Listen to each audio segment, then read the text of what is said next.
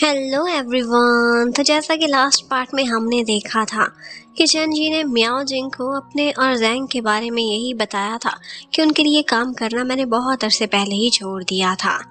अब उसके बाद हमें दिखाते हैं कि चेन जी नोटिस करता है कि मियाओ जिंग अक्सर सारा सारा दिन बाहर रहती थी, रात को लेट वापस आती थी, कभी कभार तो वो खाना भी नहीं खाती थी, पता नहीं कहाँ जाती होगी।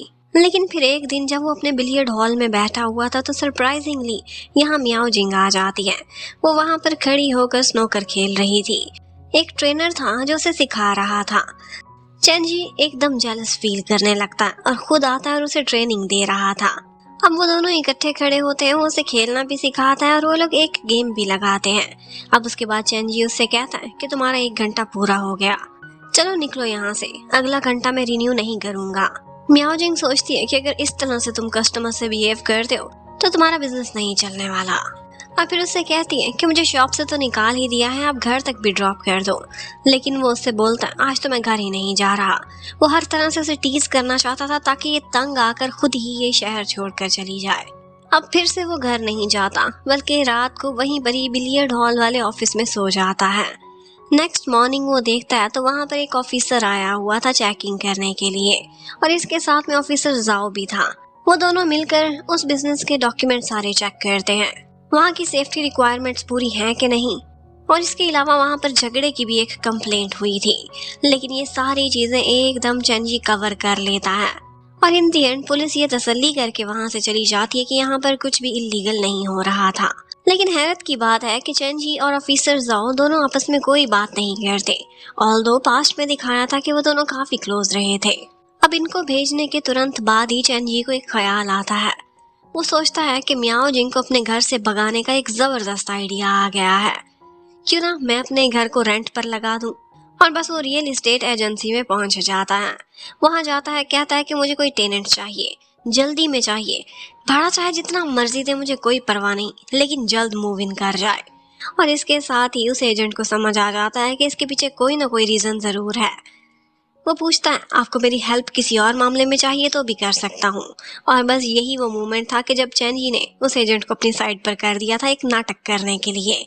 वो उस एजेंट को पैसे देता है और कहता है कि तुमने ऐसा प्रिटेंड करना है कि जैसे मैंने ये घर सेल करने का बोला है और तुम ये घर देखने के लिए आए हो। अब वो एजेंट घर पर पहुंच जाता है, पर मियाओ जिंग बिल्कुल ओवर रिएक्ट नहीं करती। चेंजी बाहर खड़ा सारा कुछ सुन रहा था, लेकिन वो तो बढ़ चढ़ कर उस एजेंट को घर दिखा रही थी, घर की तारीफें कर रही थी। उसका थोड़ा सा भी पैनिक ना होना चेंजी को पैनिक कर जाता है। वो घर में आता है और देखता है तो एकदम मियाओ जिंग सोफे पर बैठी टिश्यू लेकर अपने आंसू साफ कर रही थी। अब उसे गिल्टी फील हो रहा था। वो कहने लगता है घर तो मैं बेचने वाला हूँ, लेकिन फिक्र ना करो, यहाँ से तुम जाओ, मैं कहीं और तुम्हारे रहने का इंतजाम कर दूंगा। थोड़े दिन अपनी छुट्टियां गुजार लेना सुकून से इसी शहर में। लेकिन बाद में पता चलता है कि मियाओ जिंग के आंसू नहीं थे, बल्कि स्टोर रूम में जाने की वजह से उसकी आंखों में और उसकी नोज में डस्ट चली गई थी। और बाद में वो एजेंट भी ऐसे ही रोता धोता ही बाहर आता है। अभी 2 मिनट भी नहीं हुए थे कि 2-3 और एजेंट्स भी घर में आ जाते हैं। और मियाओ जिंग कहने लगती है चेंजी तुमने ये घर बेचना ही है तो हम क्यों ना बिडिंग कराएं, जो बेस्ट प्राइस देगा हम ये घर उसी को ही देंगे। और इसके साथ ही वो सारे एजेंट्स को घर दिखाने लगती है। चेंजी तो परेशान ही हो जाता है, वो कभी भी ये घर सेल नहीं करना चाहता था।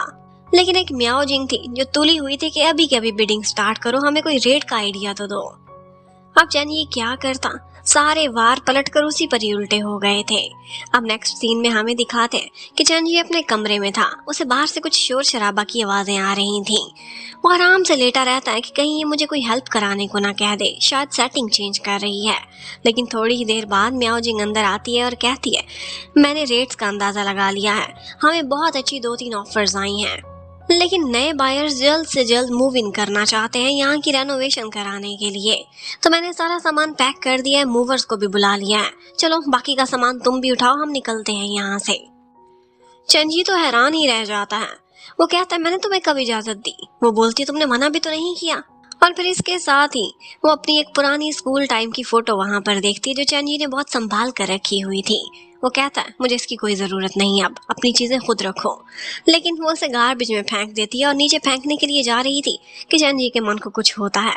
ये तस्वीरों से बहुत प्यारी थी तो वो उसके पीछे पीछे जाता है और कहता है इसे फेंको मत, ऐसे पुरानी तस्वीरों को फेंकना अपशगुन होता है। और तुम घर बेचने में मेरी इतनी हेल्प क्यों कर रही हो? वो भी तुरंत ही नाटक स्टार्ट कर देती है और कहती है पता है क्या बात यह है कि मैं जॉबलेस हो गई हूँ। तुम्हारी इस घर बेचने में हेल्प करूंगी तो तुम कोई ना कोई कमीशन तो मुझे जरूर दोगे। कोई बात नहीं, ये घर छोड़, मैं किसी छोटी मोटी जगह पर थोड़ा सा रेंट देकर अपने दिन गुजार लूंगी जब तक मुझे नई जॉब नहीं मिल जाती। वो तो हैरान रह जाता है कि इतनी बड़ी यूनिवर्सिटी की डिग्री हाईचेंग शहर में रहती हुई ये यहाँ क्यों आ गई है। वो कहती है कि काम बहुत एग्जॉस्टिंग था, 8 से रात 10 बजे तक काम करना पड़ता था। मेरे से 1-2 गलतियां हुई और फिर मैं थक गई, मैं रेस्ट चाहती हूँ। वेल चैन ये कहता तुम यहाँ रह सकती हो और उन मूवर्स को बोलता है कि सारा सामान वापस ऊपर रख दो। अब म्याओ जिंग ने उसे यही बोला था कि जैसे ही मुझे अगली जॉब मिल जाएगी मैं यहाँ से मूव आउट कर जाऊंगी, तब तक मेरे पास हाईचेंग में रहने का खर्चा बर्दाश्त करने के लिए कुछ भी नहीं था। और चैन जी तो उससे हमेशा से इतना प्यार करता था, वो उसे कभी मुसीबत में कैसे देख सकता था, तुरंत ही यस कर देता है। अब उसे बार बार म्याओ जिंग की फिक्र हो रही थी कि आखिर कब तक वो ऐसे ही जॉबलेस रहेगी इतनी बड़ी डिग्री लेकर भी। तो वो अपने लिंक्स लड़ाने की कोशिश करता है। उसी इंजीनियर को मिलता है जिसका नाम मिस्टर शू था और वो 6 साल पहले उसे साइट पर मिला था। आजकल वो एक बड़ी कंपनी में मैनेजर था। वो उसे कहता है म्याओ जिंग के लिए मैं तुम्हारी हेल्प कर सकता हूँ, इसकी सीवी सेंड कर दूंगा और उसके बाद वो लोग इसे इंटरव्यू के लिए बुलाएंगे, कैपेबल हुई तो ही रखा जाएगा। और चैन जी को तो इतनी हेल्प भी बहुत थी, वो बस चाहता था कि जल्द से जल्द म्याओ जिंग की ये टेंशन खत्म कराए और उसे जॉब लगवा कर दे।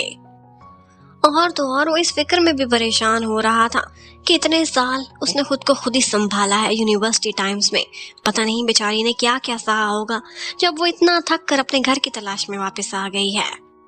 जबकि उधर म्याओ जिंग उसे तो देखकर लग भी नहीं रहा था कि उसकी जॉब हाथ से निकल गई है।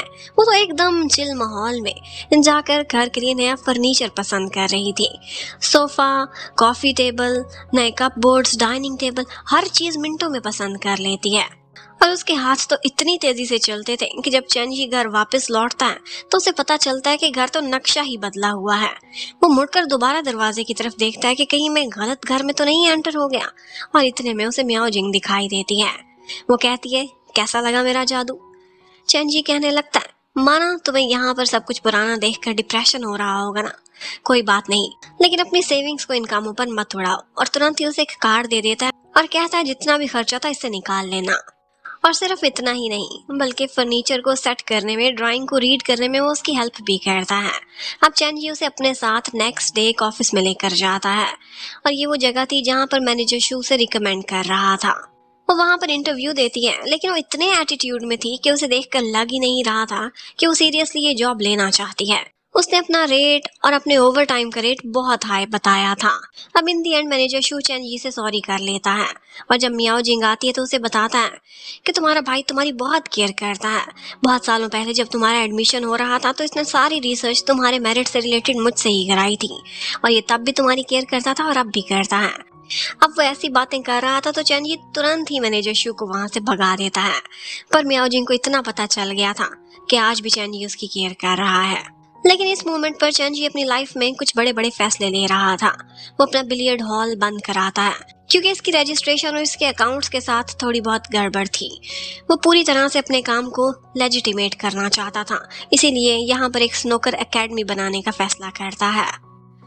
उसके फ्रेंड्स थोड़े अनहैप्पी तो थे लेकिन फिर भी वो हर फैसले में उसकी सपोर्ट करते हैं क्योंकि वो बचपन से लेकर अब तक चैन जी के ही साथ थे। अब वो लोग अपनी जगह को नए ढंग से सेटअप कर रहे थे और इसके साथ साथ प्रमोशंस भी, लेकिन लोग उसके इस नए बिजनेस में ज्यादा इंटरेस्टेड नहीं थे। उधर हमें दिखाते हैं कि म्याओ जिंग एक लॉजिस्टिक कंपनी का विजिट कर रही थी।